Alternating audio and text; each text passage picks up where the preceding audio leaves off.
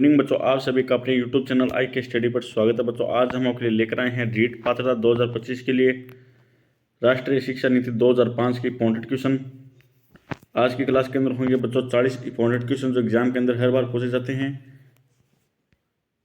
बच्चों, वीडियो को स्किप मत करना, वीडियो को पूरा देखना। आपको यहाँ से एग्जाम के अंदर कम से कम 5+ क्वेश्चन मिलने वाले हैं। फर्स्ट क्वेश्चन है, शिक्षण एक प्रक्रिया की भांति सम्मिलित करता है केवल विद्यार्थी, विद्यार्थी एवं शिक्षक, विद्यार्थी शिक्षक एवं माता, विद्यार्थी शिक्षण एवं पाठ्यक्रम। शिक्षण एक प्रक्रिया की भांति सम्मिलित करता है, क्या करता है बच्चों? विद्यार्थी, शिक्षक और पाठ्यक्रम, ये सभी होते हैं। तो इसका राइट आंसर हो जाएगा ऑप्शन 4। बच्चों, इसको ऐसे याद करना है। शिक्षण, विद्यार्थी कहाँ जाते हैं? स्कूल के अंदर जाते हैं। क्यों? शिक्षण मतलब शिक्षा लेने के लिए। स्कूलों में जाए तो बच्चों वहाँ पर कौन होने चाहिए? शिक्षक। पढ़ाने के लिए कौन होने चाहिए? अध्यापक या शिक्षक। शिक्षक होंगे तो उसको क्या चाहिए बच्चों? पाठ्यक्रम। उसको क्या चाहिए? पाठ्यक्रम। तो ऐसे इसको याद करना, विद्यार्थी, शिक्षक और पाठ्यक्रम को। अगला क्वेश्चन है, शिक्षा एक त्रिआयामी समन्वित रूप है क्योंकि इसका अंग होता है शिक्षक, विद्यार्थी, पाठ्यक्रम या उपयुक्त सभी। क्या होती है बच्चों? उपयुक्त सभी। त्रिआयामी समन्वित रूप है, शिक्षक भी चाहिए, विद्यार्थी भी और पाठ्यक्रम। तो इसका राइट आंसर हो जाएगा ऑप्शन 4। पाठ्यक्रम निम्नलिखित में से शिक्षण के कौन से चरण में आता है? आश्रित, स्वतंत्र, मध्यस्थ या सभी। कौन से चरण में आता है बच्चों? मध्यस्थ। पहले किसकी आवश्यकता होगी बच्चों? शिक्षक और विद्यार्थी, और विद्यार्थी के बीच में किसकी? पाठ्यक्रम की।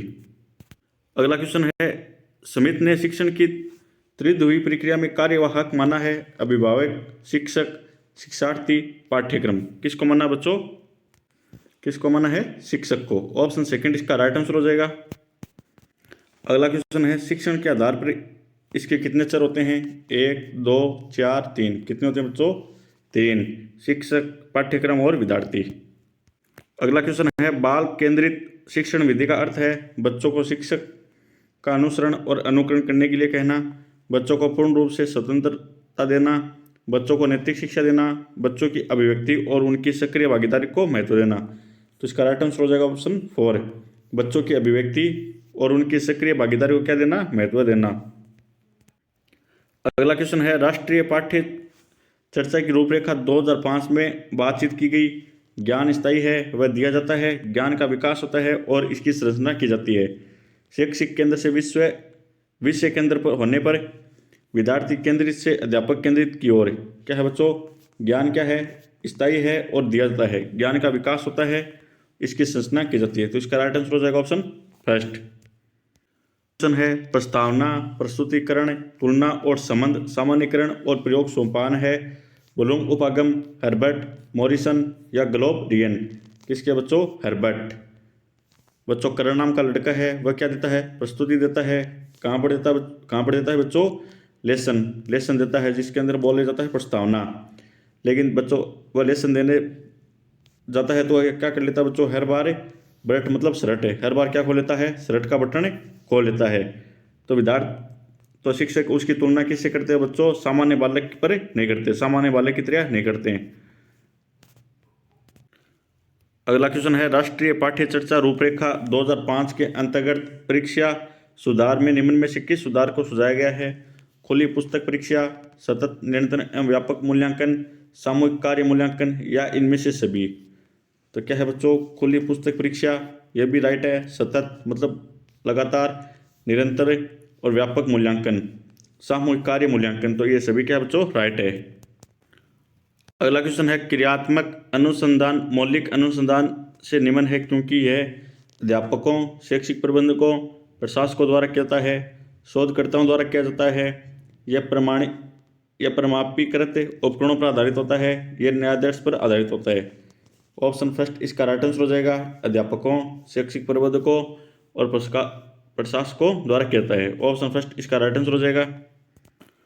बच्चों, इसको ऐसे याद करना है, क्रियात्मक अनुसंधान, कोई भी हम कार्य करते हैं अनुसंधान के अंदर तो इसकी किसकी आवश्यकता होती है बच्चों?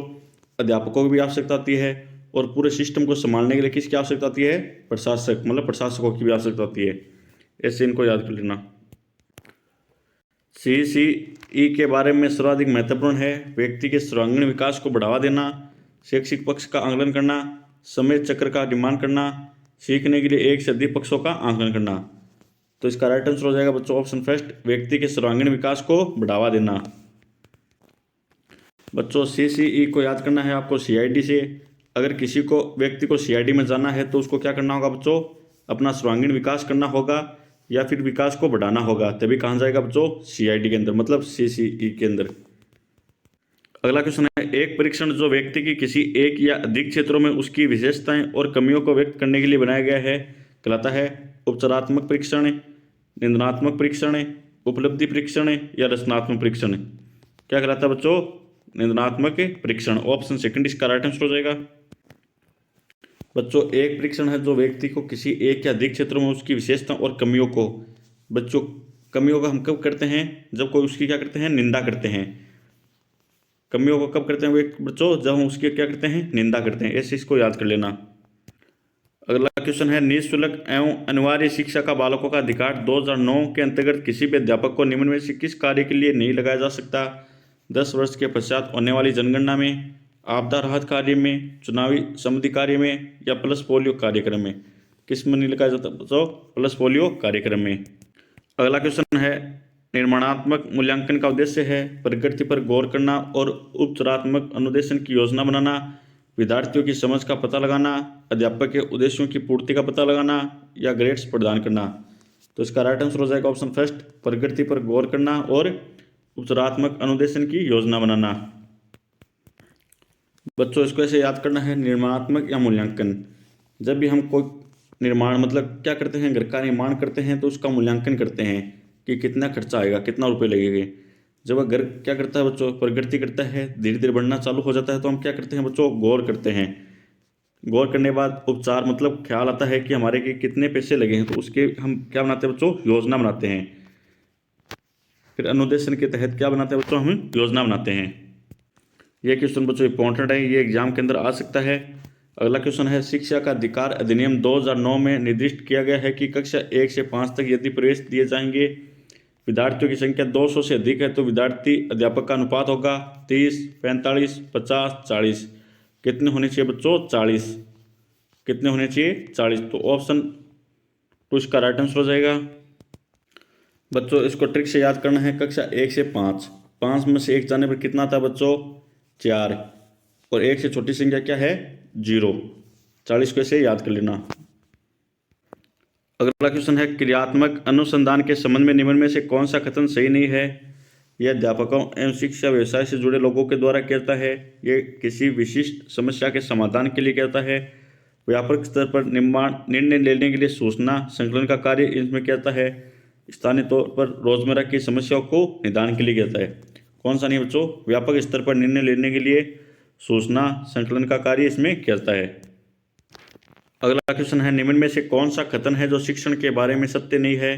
शिक्षण में सुधार किया जा सकता है, राइट है। शिक्षण औपचारिक एवं अनौपचारिक है, यह भी राइट है। शिक्षण विज्ञान के साथ साथ कला भी है, यह भी राइट है। शिक्षण अनुदेशन है, यह रॉन्ग है। तो इसका राइट आंसर हो जाएगा ऑप्शन 4। यह भी क्वेश्चन इंपॉर्टेंट है बच्चों, एग्जाम के अंदर आ सकता है। अगला क्वेश्चन है, भारतीय संविधान में कौन से संशोधन द्वारा शिक्षा का अधिकार सम्मिलित किया गया, 86वां, 74वां, 89, 91। कौन सा था बच्चों, 1986वां संविधान संशोधन। ऑप्शन फर्स्ट इसका राइट आंसर हो जाएगा। अगला क्वेश्चन है, यदि एक विद्यार्थी गणित विषय में कई बार अनुत्तीर्ण हो जाता है तो यह जानने के लिए कि गणित की किस विशेष शाखा में यह कमजोर है, निम्न में से कौन सी विधि प्रयोग में लेंगे, लिखित कार्य, मौखिक, निदानात्मक तरीका। कौन सा बच्चों, निदानात्मक तरीका।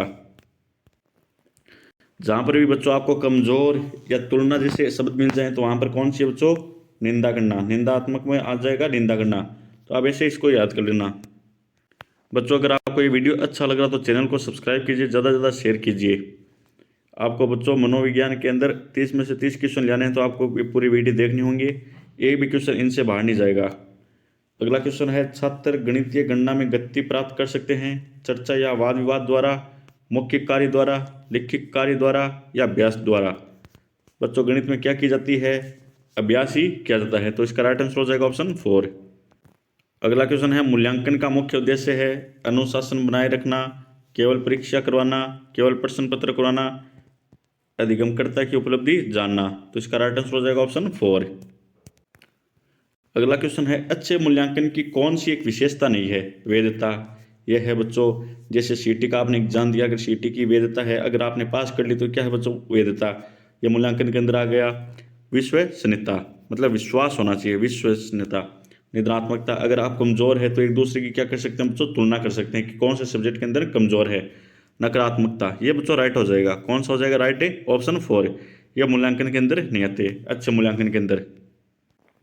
अगला क्वेश्चन है, एनसीएफ 2005 में कला शिक्षा को जोड़ने का उद्देश्य है तार्किक चिंतन में अभिवृद्धि या तन्मय अभिवृद्धि, वैज्ञानिक दृष्टिकोण का विकास, सांस्कृतिक विरासत की सराहना, ऐतिहासिक जगहों का परिभ्रमण। अब देखिए बच्चों, कला कला के अंदर क्या आते हैं बच्चों? तार्किक चिंतन में अभिवृद्धि या तन्मय अभिवृद्धि, ये नहीं आएगा बच्चों। कला के अंदर चिंतन थोड़ी आता है, वैज्ञानिक थोड़ी आएगी बच्चों यहाँ पर। कला के अंदर तो यहाँ आएगी सांस्कृतिक विरासत। क्या आएगी बच्चों? राजस्थान की सांस्कृतिक विरासत या भारत की सांस्कृतिक विरासत। ऐतिहासिक जगह थोड़ी, ऐतिहासिक जगहों का परिभ्रमण थोड़ी आएगा बच्चों। तो इसका राइट आंसर हो जाएगा ऑप्शन 3। इसको तो ऐसे याद करना, कला कहाँ पर आती है बच्चों? सांस्कृतिक विरासत के अंदर। अगला क्वेश्चन है, उपचारात्मक शिक्षण के लिए आवश्यक नहीं है शिक्षण विधि को स्थायी रखना, विद्यार्थी की किसी भी गलती को अवहेलना नहीं करना, पहले निदानात्मक परीक्षण कर लेना, या इनमें से कोई नहीं। क्या है बच्चों? शिक्षण विधि को स्थायी रखना, ऑप्शन फर्स्ट इसका राइट आंसर हो जाएगा। अगला क्वेश्चन है, इनमें से कौन पाठ्य चर्चा 2005 का मार्गदर्शी सिद्धांत नहीं है? ज्ञान को स्कूल के बाहरी जीवन से जोड़ना है, यह भी राइट है। पढ़ाई को रटन प्रणाली से मुक्त करना है, यह भी राइट है। अंग्रेजी भाषा में शिक्षा देना, यह रॉन्ग है। बच्चों को चहुमुखी विकास के अवसर उपलब्ध कराना है, यह भी राइट है। जबकि इसका राइट आंसर हो जाएगा बच्चों ऑप्शन 3, अंग्रेजी भाषा में शिक्षा देना। बच्चों 1 से 5 तक आपकी अंग्रेजी भाषा में शिक्षा दी जाएगी? नहीं, उसको मूल भाषा के अंदर शिक्षा दी जाएगी। तो इसका राइट आंसर हो जाएगा ऑप्शन 3। अगला क्वेश्चन है, परीक्षा के स्थान पर सतत और व्यापक मूल्यांकन गुणवत्ता मूलक शिक्षा के लिए अधिक उपयुक्त है क्योंकि इसमें संज्ञानात्मक क्षेत्र का मूल्यांकन करता है, यह राइट है। यह संज्ञानात्मक और संज्ञानात्मक क्षेत्र का मूल्यांकन करता है, यह भी राइट है। मूल्यांकन सतत और व्यापक क्षेत्रों का होता है, यह भी राइट है। तो इसका राइट आंसर हो जाएगा ऑप्शन 4, उपयुक्त सभी। अगला क्वेश्चन है, वर्तमान परीक्षा प्रणाली में दोष है, यह विद्यार्थियों द्वारा अर्जित योग्यता का सही मूल्यांकन नहीं है, इससे संपूर्ण पाठ्यक्रम के अध्ययन की आवश्यकता नहीं है, इसमें अंकन का कोई सुनिश्चित मानदंड नहीं है। तो यह क्या है बच्चों? उपयुक्त सभी, ऑप्शन 4 इसका राइट आंसर हो जाएगा।